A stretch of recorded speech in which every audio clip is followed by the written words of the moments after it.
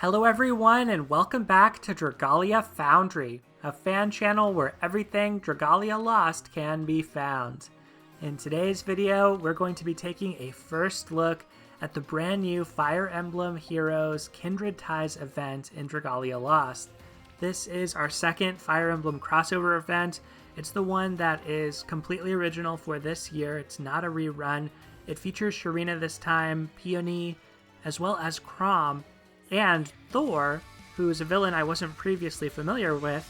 I'll get into the story throughout this video, but I figured I'd start us off with some gameplay, and I'm going to be showing my first clears on Peonies Trial, Tiki's Trial, and the hard difficulty of the defensive battles that are currently available. So for Peonies Trial, I decided to go with some of my favorite shadow characters here and give Belina a shot, because she's an adventurer who I really haven't gotten too much of an opportunity to use yet. Sometimes it can be hard to use these characters who specialize in being at low HP in co-op content because you might accidentally get healed by one of your teammates. But Peony didn't really put up too much of a fight. She broke really fast. Shadow has a very strong adventurer, so it's not too much of a surprise. And didn't get too much of a test run for Belina there, but Peony seems like a really cool character. I didn't play through Fire Emblem Heroes Book 4, I stopped with Book 3, so I am not that familiar with her origin, but getting to play this event and enjoy the story of this event, I did like her interactions with Not. I thought that she was a fun character, and it kind of made me want to go back, honestly, and go play through Book 4, but there's so much happening in Dragalia these days that is where my focus lies. So the good thing is they made this available on various difficulties, so even if you're completely new to the game, some of the earlier difficulties only require 2,000 or 4,000 might. The actual trial level requires 25,000, which is a lot. You can see that Chrom's trial isn't unlocked yet, there were some story chapters that aren't unlocked yet, and the lunatic difficulty of the defensive battles are also not around here, so they are staggering the event. I think it's pretty nice. It's going to give veteran players an opportunity to play Ciella's Wrath, the brand new endgame content, over the weekend, and if you're brand new to the game, it gives you some time to get caught up before that actually unlocks at the beginning of next week. Now let's take on Tiki's Trial. I was thinking to go with Linyu Helper, but luckily I figured I might need some healing on this one. I decided to go with low, and it ended up really mattering a lot for this. So Tiki's Trial surprised me. I liked how Tiki was characterized in the story. I think she had a really cute interaction with how dragons of Alberia were getting treated by the Empire. One of the things that really shocked me in the story was certainly the presence of the Empress herself at the very end there, and so I'm very much looking forward to seeing how it finally pans out when we get back to the story in a couple of days. But yeah, I think that I feel like they'll probably just bring things back to the status quo. That's kind of how they do with these collabs, like they just wash everything away that happens. I don't think there's going to be like any long-term implications, but it was interesting to see how Tiki was characterized, how Chrom was characterized. I thought they gave a lot of weight and seriousness to Chrom, which I was not expecting. I was expecting him to be kind of a little bit sillier than Marth was last year, but they really played up the fact that his story involves time travel and being a messenger from the future in kind of a way that Lucina was in his game. So I thought that was pretty cool. I enjoyed how Chrom was characterized very much, and I don't really know a lot about Thor, but she seems interesting. She seems a little bit maybe better of a villain than Loki. I switched there to Wedding Alisan because she has the Shining Overlord. I want to get her some shapeshift strength buffs going. And this is where things went horribly wrong. I did not expect this at all, but Tiki just straight up summons Marth. It looks like he's very big. He looks like he's kind of got like a big head. I don't know. I think they've made these trial bosses enlarged, maybe so you can differentiate between your characters and humanoid bosses. Maybe they'll do that in the Colosseum too. But yeah, I was not expecting to fight a flame enemy on this. I brought some of my favorite Wind characters here to battle, and brought along Wedding Alisan because she has a tier 2 high dragon weapon. And so I figured Wind would be effective against Tiki because she's water, Yeah, did not anticipate Marth coming around. So unfortunately, Ellie was pretty close to dead. We were able to throw out a heal and break, and then at this point, I'm just hoping to go for a deathless here. We're no longer in speedrun territory at all. But the great thing about all of these trials and all of the content in this event compared to the first event that was run last year and was rerun, the rerun didn't have co-op. This new event does have co-op for everything. So if you're even struggling with these trials, I would recommend you check out co-op. I think I'm probably not alone in finding Peony to be a lot easier than Tiki. So I would imagine there's probably pretty full lobbies for co-op for Tiki. But you never know. People are probably excited about their Ciela weapons and the wind element. Maybe they're using those brand new Akito weapons to fight Tiki in solo like I'm doing here. So, solo Tiki did take some time. You can see she's getting low, but we're kind of safe now with the amount of health and the fact that we're able to take down Marth. We just have to not mess up here for a little bit, and I decided to go ahead and switch to Eleonora, my favorite character, so I can land the finishing blow. I was able to get some Eleonora clears in EX Ciela, Expert Ciela, so that was pretty fun to do. Took a while, but still pretty fun.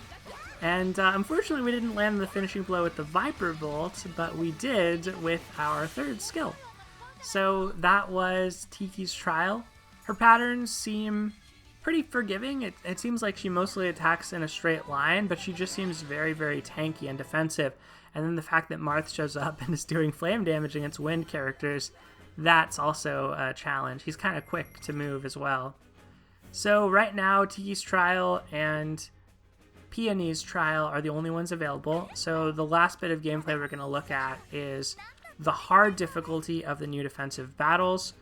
These are in a new layout that we haven't seen before and almost have like a new philosophy, I would say, about what defensive battles are.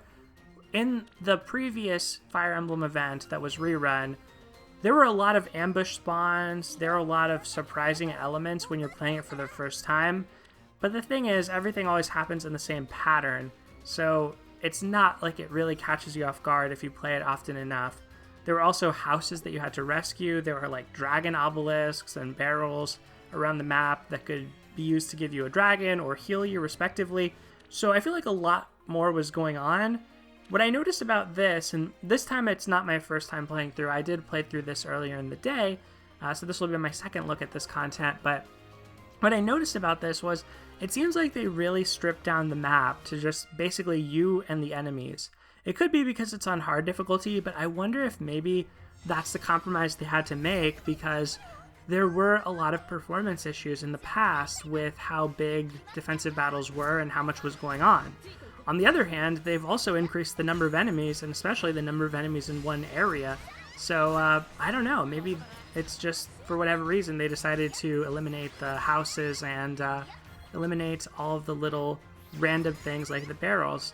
But here, it seems like the mobs of enemies compared to the old defensive battles from last year's event, they just tend to stand still a lot more. There are some that will rush the gate and make a beeline for it, and I noticed in general it's harder to draw away their attention.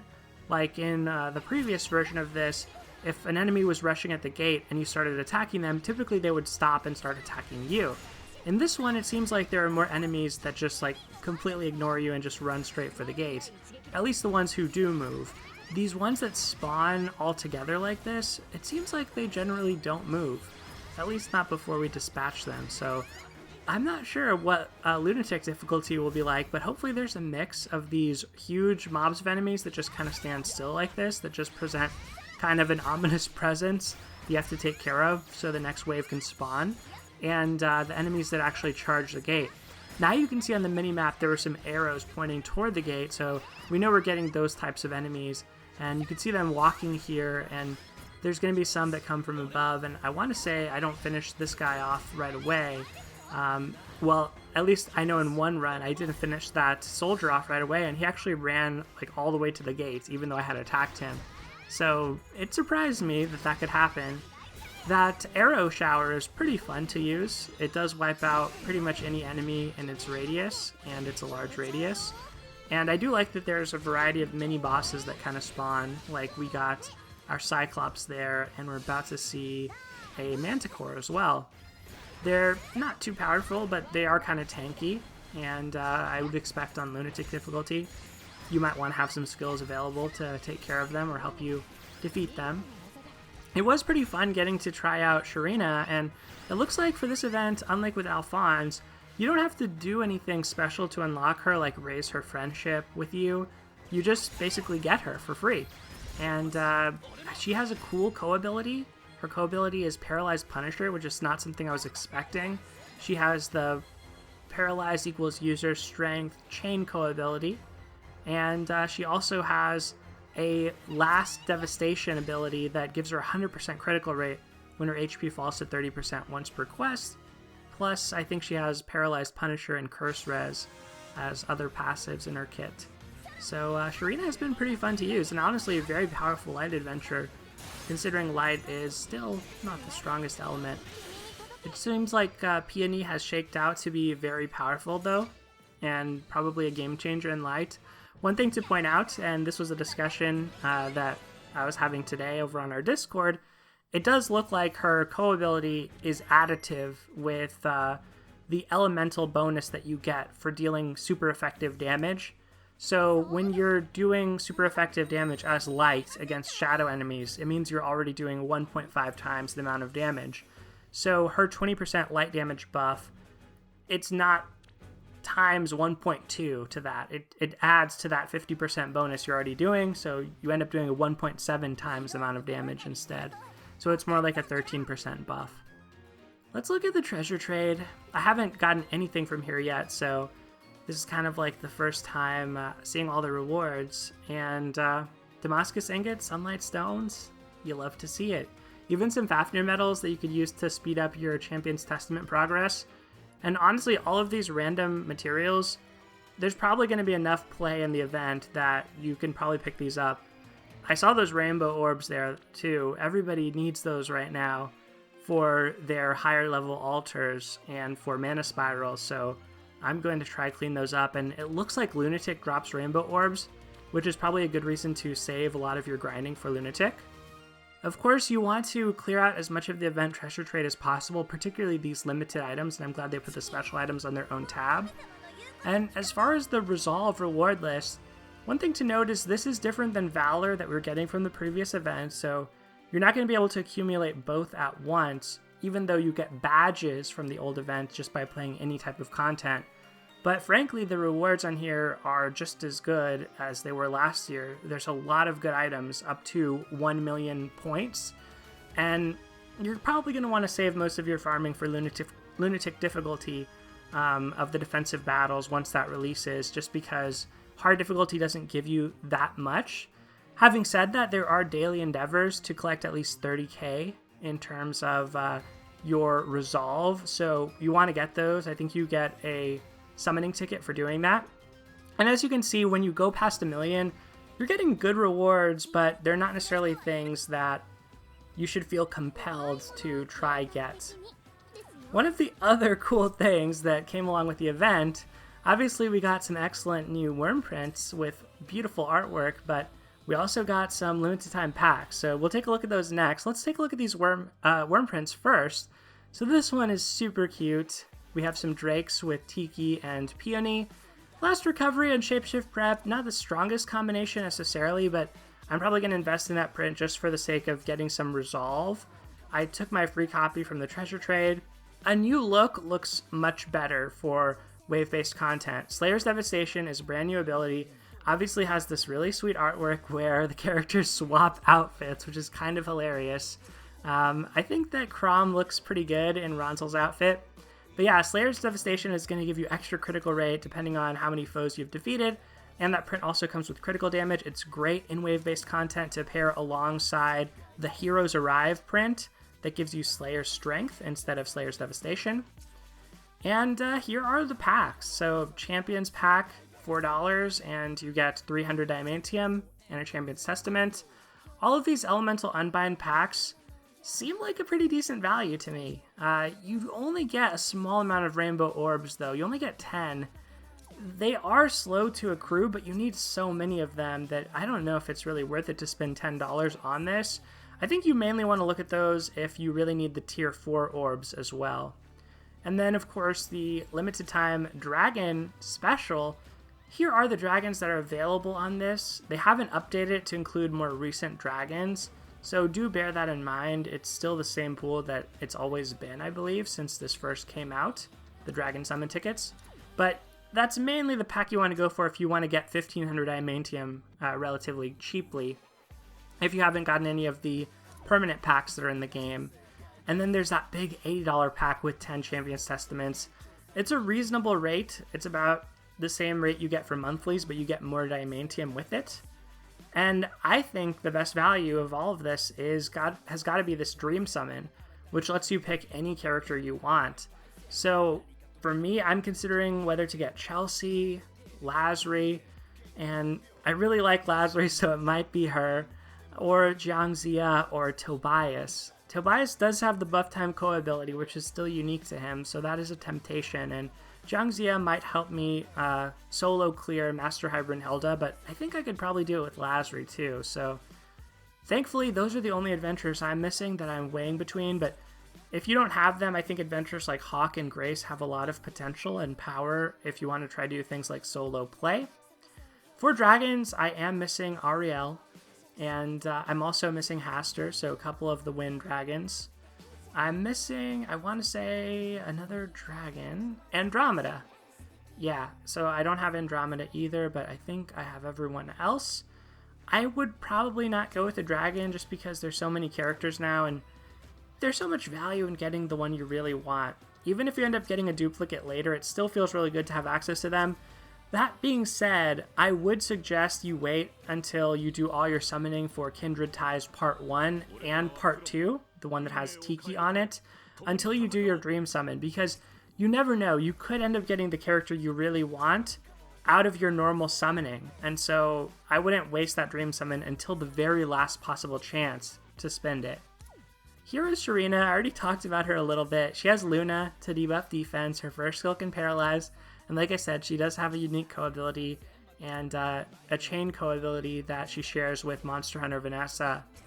I mentioned her Last Devastation effect, Curse Res, and Paralyzed Punisher, but one thing I didn't talk about was it seems like she has some kind of counter or buff mechanic when she's charging her Force Strike, which I don't see mentioned anywhere in her description, so it could be just one of those unnamed mechanics that they've started doing, like the skill reservoir on Chrom that they just allude to, but don't really detail how it works. Turns out Chrom's Aether does a ton of damage, which is really fun. So I hope I'm able to get him or Peony after summoning for young Tiki, but we'll see. That is still a ways off. I am going to wait till the day she comes out, see if I get her, and then use that to make my decision about whether I pull for Chrom and whether I pull for Peony as well. But man, her Ko ability is still good, even if it's only 13%. I guess I should put on Fencelee here, so we have our weapon skin appropriate for the event. And that is pretty much going to do it for this video, everyone. So thank you as always for watching, take care, and I'll see you next time.